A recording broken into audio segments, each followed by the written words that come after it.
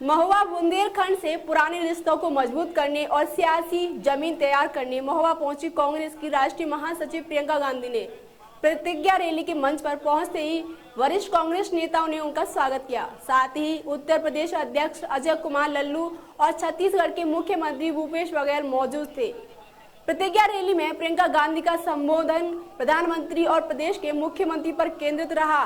आपको बता दें कि प्रियंका गांधी आज महुआ में प्रतिज्ञा रैली करने पहुंची और उन्होंने सभी विरोधी दलों की जमकर आलोचना की। मंच से प्रियंका ने कहा कि सपा सरकार में आपको लूटा गया, बसपा सरकार में भी कोई काम नहीं किया गया, जबकि भाजपा सरकार में झूठे वादे किए गए। बुंदेलखंड के किसानों के मुद्दे पर कांग्रेस सचिव ने केंद्र से लेकर प्रदेश सरकार तक को घेरा। उन्होंने कहा कि बुंदेलखंड में किसान कर्ज में डूब रहे हैं, यहाँ खाद नहीं मिल रहा, फसल का दाम नहीं मिलता, सिंचाई का पानी नहीं मिलता। 1500 किसानों ने बुंदेलखंड में आत्महत्या की है। महुआ से पलायन होता है क्योंकि यहाँ रोजगार भी नहीं मिलता। प्रियंका ने जनसभा का संबोधित करते हुए पीएम पर तंज कसा।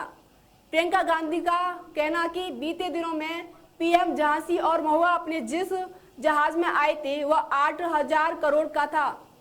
उस जहाज में वह यहाँ भाषण देने आए थे, लेकिन किसानों की आय नहीं बढ़ाई। साथ ही कहा कि पीएम ने किसानों का कर्ज माफ नहीं किया। अपने पक्ष की सरकार आपके लिए कुछ नहीं कर रही है। कांग्रेस जब थी तब बुंदेलखंड पैकेज दिए गए थे। साथ ही कहा कि हमारी सरकार आई तो हम आपके लिए कर्ज माफ करेंगे। प्रियंका ने जेवर एयरपोर्ट का मुद्दा उठाते हुए कहा कि पीएम मोदी और सीएम योगी और भाजपा के सब नेता झूठा प्रचार करते हैं। आपने देखा कि जेवर एयरपोर्ट का झूठा विज्ञापन दे दिया। यहाँ लोग यही करते हैं, कहीं चीन की फोटो लगाते हैं तो कहीं अमेरिका की फैक्ट्री का फोटो लगाते हैं। प्रियंका ने यूपीए 2 कार्यालय में बुंदेलखंड को दिए गए विकास पैकेज का जिक्र करते हुए कहा कि उनकी सरकार बनी तो वह बुंदेलखंड विकास बोर्ड बनाएंगी, बजट भी यहीं से मिलेगा, साथ ही सचिवालय भी होगा ताकि किसी को उधर इधर जाना नहीं पड़ेगा। योगी जी और मोदी जी तपस्या नहीं कर रहे, वो तो बड़े बड़े जहाजों में घूम रहे हैं।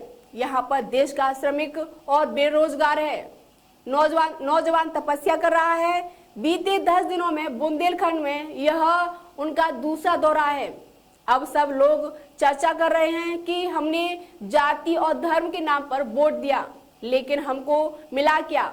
यही कारण है कि कांग्रेस प्रतिज्ञा लेकर आई है आपके बीच। आप किसानों को 2500 रुपए क्विंटल में धान खरीदने और 400 में गन्ना खरीदेंगे। लड़की हूँ, लड़ सकती हूँ, इस नारे के साथ महिलाओं और लड़कियों के लिए आवाज उठाई और वादे भी किए। के लिए यहाँ से विकास की बजट बने और विकास बोर्ड सीधे पंचायतों से जुड़े। बुंदेलखंड विकास बोर्ड की कमान बुंदेलखंड के ही लोगों के हाथों में हो। हम चाहते हैं कि सरकार आपके द्वार आए, यहाँ की जो समस्याएं हैं उसके लिए यहाँ पे अलग विकास का सचिवालय बने, छोटे बड़े कार्यालय यहीं पे हो ताकि आपको दूर दूर जाना नहीं पड़े अपनी समस्याओं के हल करने के लिए। मंडियों का सही उपयोग होना चाहिए। मंडियों में आपके पान, मटर, चना, मूंगफली की खरीद हो। एक फूड प्रोसेसिंग के यूनिट लगने चाहिए यहाँ पे। मनरेगा को आप जानते हैं कि कांग्रेस ने शुरू किया। बच्चे बालू का ट्रक 9000 रुपए में मिल रहा में है, सॉरी हाँ 9000 रुपए का था बालू का जो ट्रक, आज 50,000 रुपए का हो चुका है। कारोबार पूरी तरह से बर्बाद हो गया है। हजारों मजदूर बेरोजगार हैं। बाबा का जो व्यवसाय होता था खनन के चलते अच्छा चलता था, उसको नुकसान हुआ है। और पूरी हद में यहाँ का पान प्रसिद्ध है, इसको बढ़ाने के लिए, इसका व्यापार बढ़ाने के लिए क्या किया गया है? जयपुर की खादी के लिए क्या किया गया है?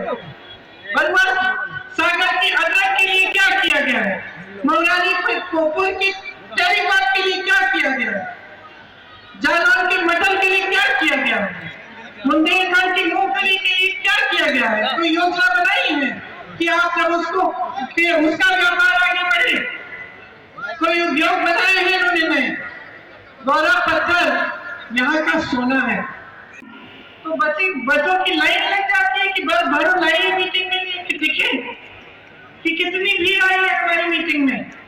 लेकिन जब जरूरत थी आपको, जब आपके बेटे आपके भाई बहन दिल्ली से अन्य शहरों से पैदल यहाँ आ रहे थे क्योंकि लॉकडाउन अचानक किया गया बगैर उनके बारे में सोचे, तब ये सरकार कहाँ थी? तब इनकी बसें कहाँ थी? आपको मालूम है कि नहीं कि आज देश में किसान की आय 27 रुपए प्रतिदिन, केवल 27 रुपए। जब मैं ललितपुर गई उसी के 2-3 दिन बाद प्रधानमंत्री जी ने झांसी में एक बड़ी रैली की, शायद यहाँ महोबा भी आए, अपने जहाज में आए झांसी। आपको मालूम है कि वो जहाज कितने रुपए का है? 8,000 करोड़ का वो जहाज, वो एक जहाज प्रधानमंत्री जी का है। उस जहाज में वो यहाँ आते हैं भाषण देने के लिए, लेकिन आपकी आय नहीं बढ़ा पाते। उस जहाज में आते हैं लेकिन किसानों का कर्ज माफ नहीं कर सकते। आपको मालूम है कि किसकी एक वसूली गैंग बना रखी है?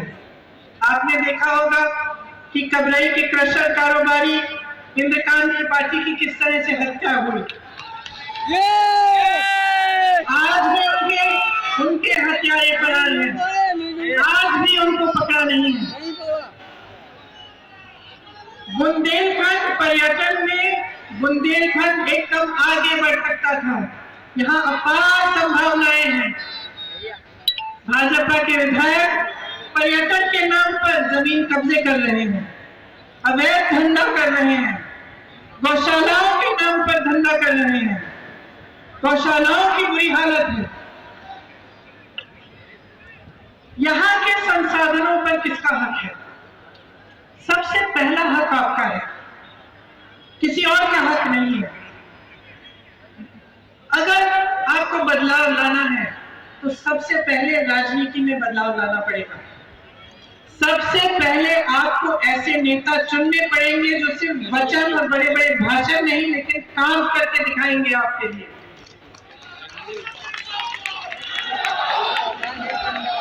हमने ये तय किया है कि बुंदेलखंड के लिए स्थायी